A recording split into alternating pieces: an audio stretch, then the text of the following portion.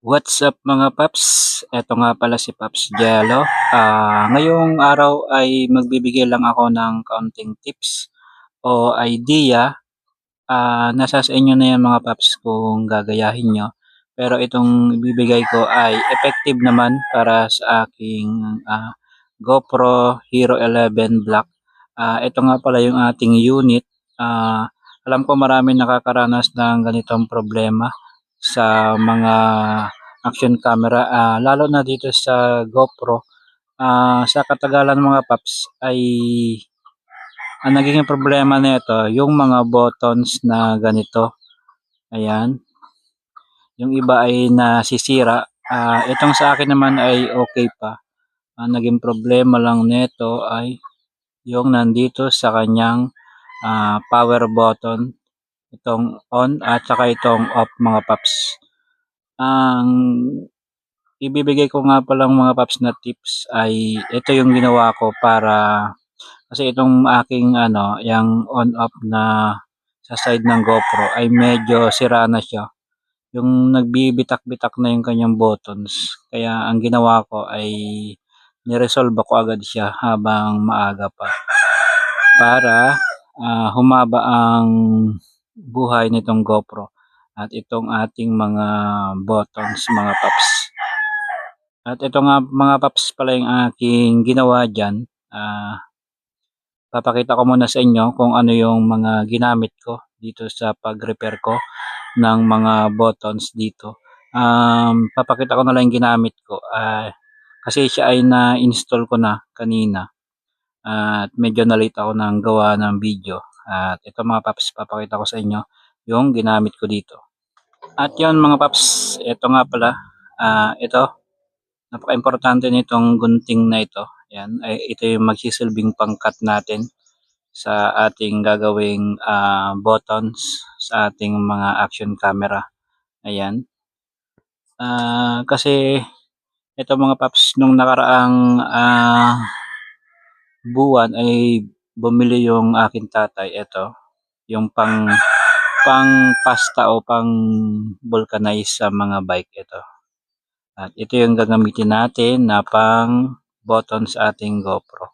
Yan, papakita ko lang sa inyo.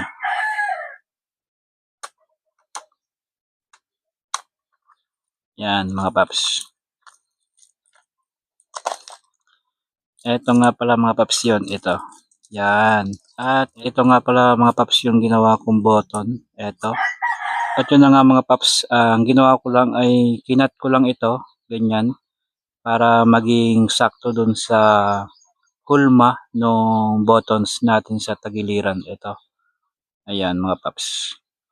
Ito naman ay yung pag tinanggal mo kasi itong na ito, itong parang silver na ito, ay madikit na siya mga paps. Ayan. Kaya yung sa akin ay hindi ko na siya nilagyan ng pandikit. Pero mas maganda kung lalagyan nyo siya ng shoes glue para talagang matibay siya. At ito mga paps, ito.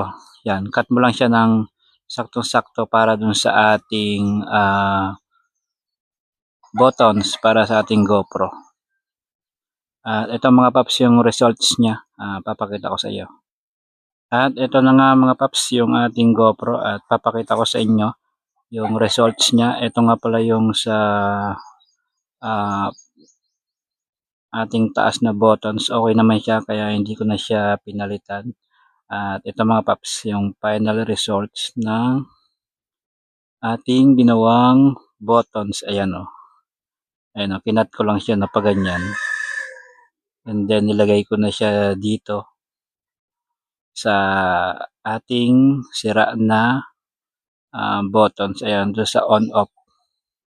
Ayan mga paps, oh. Ganda oh. Ayan.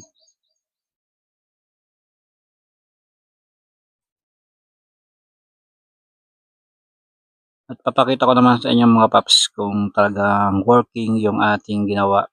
Siyempre naka-off siya. Try nating pindutin to ng one click lang. Ayan oh. Ayan. Okay na siya mga paps. Ganda niyang tingnan oh. quality, 'di ba? Ayan, DIY, mas nakatipid ka at talaga namang sulit mga paps. Ayan, oh, working siya mga paps.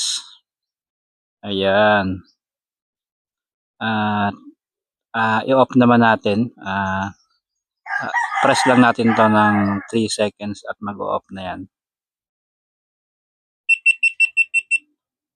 'Yun lang mga paps, okey, success yung ating DIY na paggawa ng buttons mga paps.